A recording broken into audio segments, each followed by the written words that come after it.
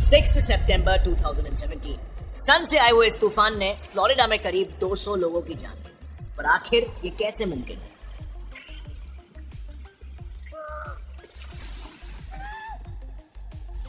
दरअसल 2017 में फ्लोरिडा में एक सुनामी आई थी जिसने इमारतों को मिट्टी में मिला दिया था और अब इस आपदा से लोगों की जान बचाने के लिए यूएस गवर्नमेंट ने एक रेस्क्यू ऑपरेशन शुरू किया और लोगों को सही सलामत इस सुनामी से बाहर निकालने लगे। लेकिन अनफॉर्चुनेटली उसी दौरान एक ऐसी मुसीबत ने दस्तक दी जिसने पूरे फ्लोरिडा के रेडियो कम्युनिकेशन को ही ठप कर दिया। In short, total radio blackout. और ये मुसीबत थी सन से आए हुए सोलर विंड्स।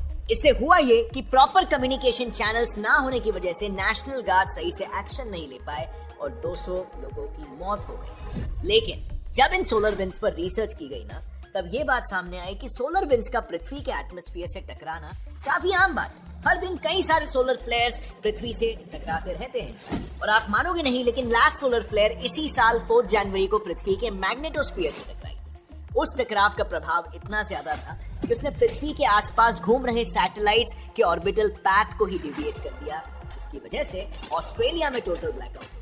अब इस हादसे के बारे में सुनकर अगर आपको ऐसा लग रहा है कि ये सोलर विंड्स की तबाही की चरम सीमा है, तो यहाँ पर आप बिल्कुल गलत हो। जरा इसे सुनिए।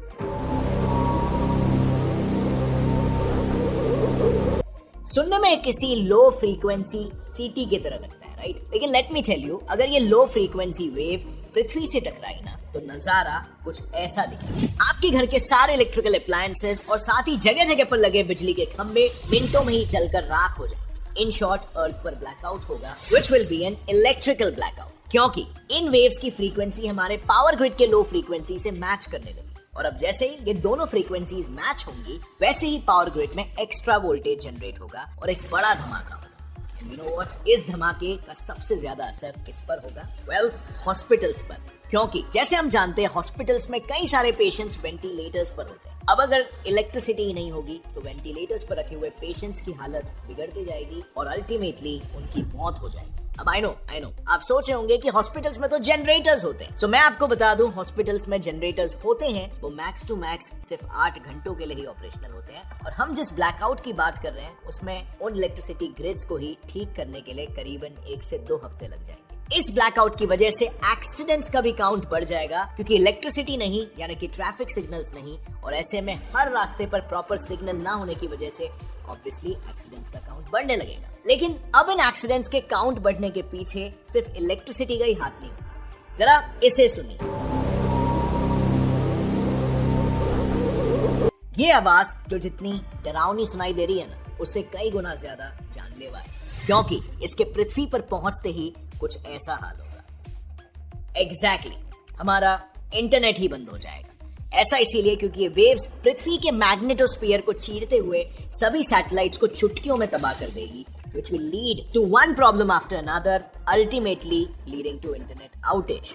अब अगर इंटरनेट ही नहीं रहा, यानी कि जीपीएस नहीं, and again accidents. So friends, अब इतना सब सुनने के बाद इसमें कोई शक नहीं है कि ये सोलर विंड्स वाकई में हमारे लिए और हमारे पृथ्वी के लिए काफी खतरनाक हो सकते हैं। अब इनसे अगर हमारे पृथ्वी को बचाना है तो सिर्फ इसका एक ही रास्ता है, इन सोलर विंड्स को कैसे भी करके हमारे पृथ्वी के एटमॉस्फेयर में पहुंचने से रोकना। इसी बात को मद्देनजर रखते हुए नासा ने 12 अगस्त 2018 को दुनिया का सबसे advance Parker solar probe launch किया।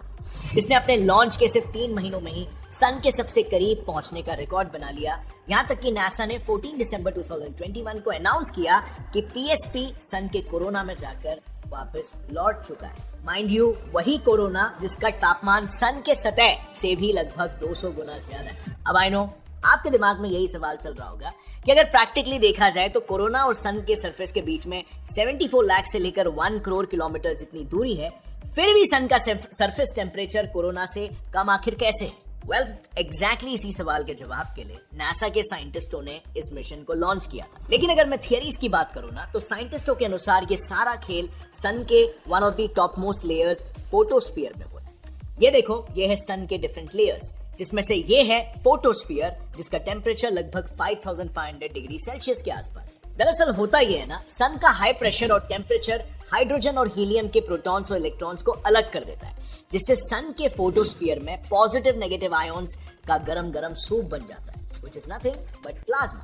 अब क्योंकि सन की ग्रेविटी ज्यादा है और इसीलिए इसकी मैग्नेटिक लाइन कुछ इस तरह अपने आप में ही टैंगल हो जाती है, पर असली तबाही का मंजर इसके बाद शुरू होता है। अब जैसे ही मैग्नेटिक लाइंस आपस में ही उलझ जाते हैं, उसमें मैटर ट्रैप हो जाता है। कभी कभी ये मैटर ठंडा होने के बाद प्लाज्मा क्लाउड्स बनाता है और सन के सरफेस पर प्लाज्मा की बारिश होने लगती है। लेकिन कभी कभी जैसे ही दो प्लाज्मा एक दूसरे से कोलाइड होते हैं, उसमें एक बड़ा सा ब्लास्ट होता है, जिसकी चिंगारियां सोलर सिस्टम के हर प्लैनेट पर जाकर पहुंचती है। और इस पूरे प्रोसेस को साइंटिफिक भाषा में कोरोनल मास इजेक्शन भी कहते हैं। लेकिन जरा इसे देखो, इस सरफेस को एल्फेन क्रिटिकल सरफेस कहते हैं। जब तक प्लाज्मा इस सरफेस के अंदर है, फिक्र करने वाली कोई बात नहीं है, क्योंकि एल्फेन क्रिटिकल सरफेस के अंदर सन की ग्रेविटी का प्रभाव काफी ज्यादा होता है, जिसकी वजह से इस बाउंड्री के अंदर प्लाज्मा फिर से सन की ओर अट्रैक्ट होने लगता है। लेकिन जब ये प्लाज्मा सरफेस बाउंड्री से बाहर आ जाता है, वो भयानक सोलर विंड्स का रूप ले लेता है, जिससे होने वाली तबाही हम पहले ही देख चुके हैं। और इसीलिए ऐसी ही कुछ हालत पार्कर सोलर प्रोब की ना हो, इसीलिए उसे काफी स्मार्टली डिजाइन किया गया। उसके फ्रंट में कार्बन कंपोजिट शील्ड फिट किया गया है, जिसका काम है इंस्ट्रूमेंट्स को हाई टेम्परेचर से बचाना। इसी शील्ड की वजह से अगर उसके सामने का टेम्परेचर भले ही 2500 डिग्री सेल्सियस पार क्यों ना हो, इसके पीछे का टेम्परेचर हमेशा 25 डिग्री ही रहेगा, मतलब हमारे रूम टेम्परेचर जितना। और इसीलिए सारे सेंसर्स और इलेक्ट्रॉनिक कंपोनेंट्स को इसी के पीछे फिक्स किया गया, जिससे उनके डैमेज होने का कोई सवाल ही नहीं उठता। इनफैक्ट इस पावरफुल शील्ड की वजह से ही पीएसपी सन के इतने करीब होने के बावजूद भी हमें इमेजेस और साउंड्स भेज पा रहे हैं। सो इन इमेजेस और साउंड्स को कैप्चर करने के लिए इसमें कई इंपॉर्टेंट इंस्ट्रूमेंट्स इंस्टॉल किए गए, जैसे wide field imager for solar probe या विस्पर, जो कि एक कैमरा है जो सीएमई और सोलर विंड्स को भी इजीली कैप्चर कर सकता है। दूसरा इंपॉर्टेंट इंस्ट्रूमेंट है electromagnetic fields investigation instrument fields. ये वही इंस्ट्रूमेंट है जिसने सन से आ रहे साउंड्स को कैप्चर किया।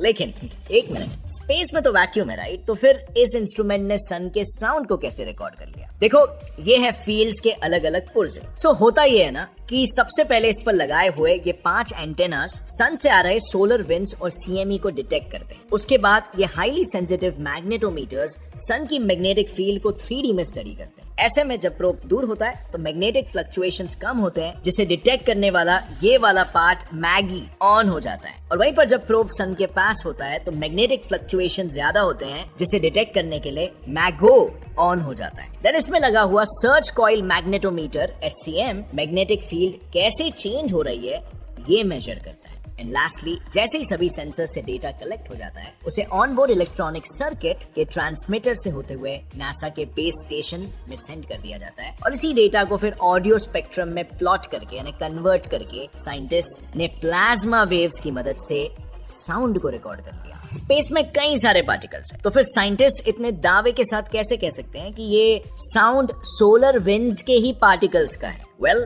Bye using integrated science investigation of the sun, ISOIS। तो देखो कितना स्मार्टली किया गया। इसमें 2 इंस्ट्रूमेंट्स हैं, EPI-LO जो लो एनर्जी सोलर पार्टिकल्स को डिटेक्ट करता है, और दूसरा EPI-HI जो हाई एनर्जी वाले पार्टिकल्स को डिटेक्ट करता है। इतना ही नहीं, इन्हीं पार्टिकल्स को और भी स्पेसिफिकली स्टडी करने के लिए नासा ने इसमें सोलर विंड इलेक्ट्रॉन अल्फाज एंड प्रोटॉन्स स्वीप नाम का एक और एक इंस्ट्रूमेंट भी फिट किया है, जो इन पार्टिकल्स की वेलोसिटी, डेंसिटी और टेम्परेचर तक को मेजर कर सकता है। सो इससे क्लियरली हो जाता है दूध का दूध और पानी का पानी।